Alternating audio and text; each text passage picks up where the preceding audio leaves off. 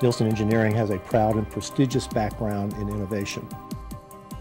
We have to be ahead of the curve. We'd have to rebuild a train that's moving 90 miles an hour down the tracks. Hi, I'm Bob Luff, Chief Technology Officer at Nielsen Media Research. Essential to our success is our ability to meter all forms of television viewing and who's in the audience. Here's a quick look at what we do and how we do it. Here at the Global Technology and Information Center, we have more than 70 engineers, technicians, and support staff who at any one time are working on more than 15 different projects.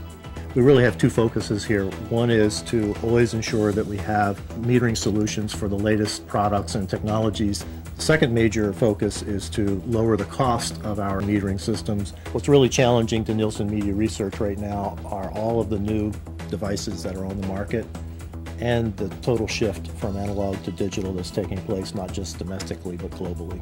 Say 20 years ago, we had televisions in homes with an antenna.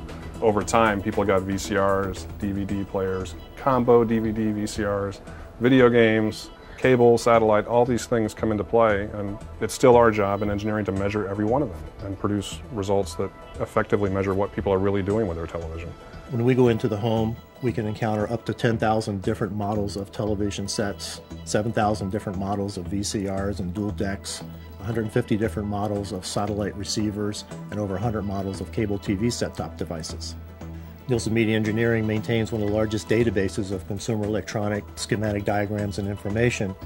We have to know where to connect to each of those devices efficiently. So we have to maintain very close relationships with the consumer electronics industry to get an early warning of new sets and new feature sets that may challenge some of our existing metering techniques.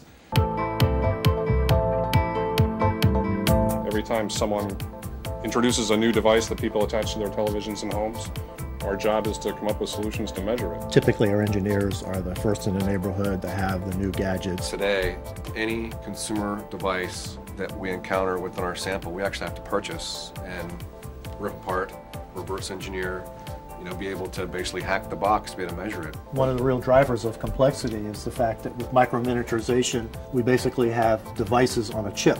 So we've had to develop software metering techniques where we go in and reverse engineer the microprocessor. This has taken us to software metering and software agents that live inside devices that can be awakened when Nielsen comes to the house to allow us to really get the detail that today's industry are demanding.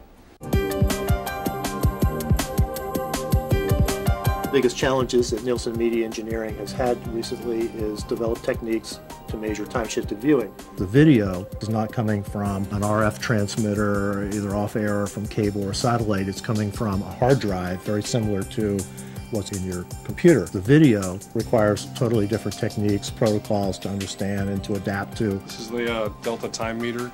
This interfaces with the hard drive in any PVR.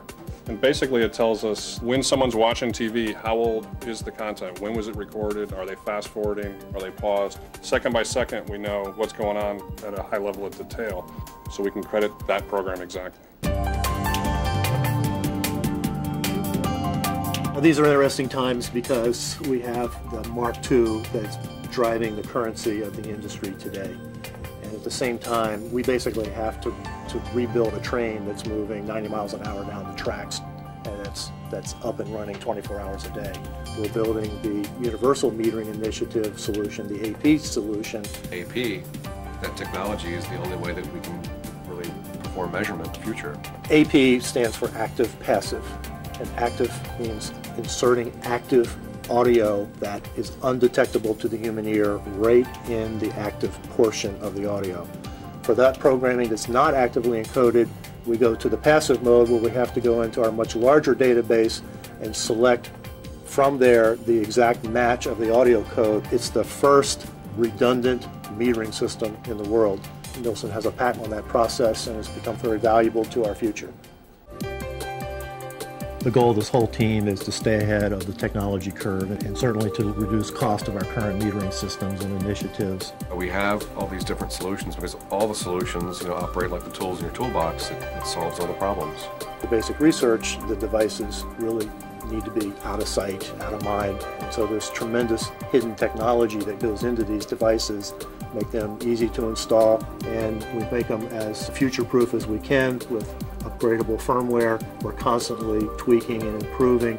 Part of the fact that it's not well known how complex this is a credit to the Nielsen Engineering team, because we do make what we do ultimately look so easy.